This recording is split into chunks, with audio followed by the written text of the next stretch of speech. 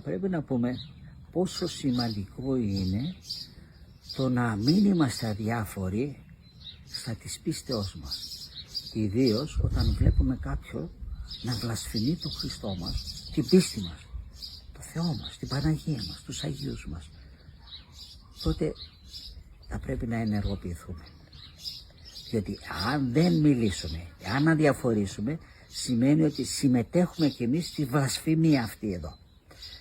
Και να σας αναφέρω τι έχει γίνει τότε με τον Άγιο Νικόλαο, που μέσα στη σύνοδο τότε είχε γίνει οικουμενική σύνοδο μεταξύ του Αρείου, ο οποίος έλεγε ότι ο Χριστός είναι κτίσμα, και είχε γίνει σύνοδος ολόκληρο μαζί με τον Αυτοκράτορα παρουσία, και μάλιστα απαγορευόταν τότε να χειροδικήσεις έμπροσθεν του Αυτοκράτορα. Και επειδή ο Άριος ήταν δεινός ομιλητής, έτσι, και δεν πειθόταν με τίποτε, ώσπου εκείνος ο πράος, ο Άγιος Νικόλαος, ο πραότατος, δεν άντεξε και σηκώθηκε και του έδωσε ένα χαστούκι μέσα στη σύνοδο.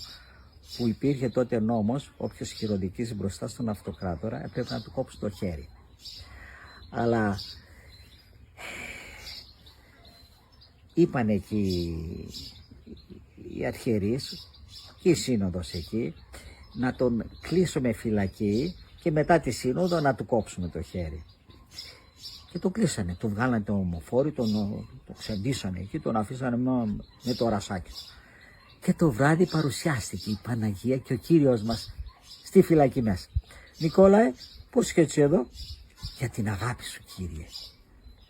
Και ο Κύριος μας του δίνει το Ευαγγέλιο και η Παναγία το ομοφόριο του. Και όταν την άλλη μέρα πήγανε να τον πούνε, τον είδανε κανονικότατο εκεί. Αυτός είναι ο Χριστός μας και αυτή είναι το αντίθετο, η αδιαφορία. Όταν εμείς ακούμε κάποιον να βλασφημεί τον Κύριο μας, δεν πρέπει να είμαστε αδιάφοροι. Μάλιστα ο Άγιος Χρυσόστομος λέει, αγιάζει, λέει, το χέρι αυτού νου που χαστουκίζει έναν άνθρωπο, έναν βλάσφημο. Τον νουθέτεις μια, τον νουθέτεις δυο. Δεν τον αφήσεις να περάσει απαρατήρητο. Τον μιλάς, του λες, άνθρωπε μου, γιατί μου βλασφημάς τον πατέρα μου, τη μητέρα μου? Τι σου κάνει? Έχεις κανένα παράπονο? Πες του, να δούμε. Αν αυτό συνεχίζει, δεν παίρνει από άλλα λόγια, του ρίχνουμε και κάνα χαστούκι έτσι, να το θυμάται. Ναι. Και 50 από τους Αγίους.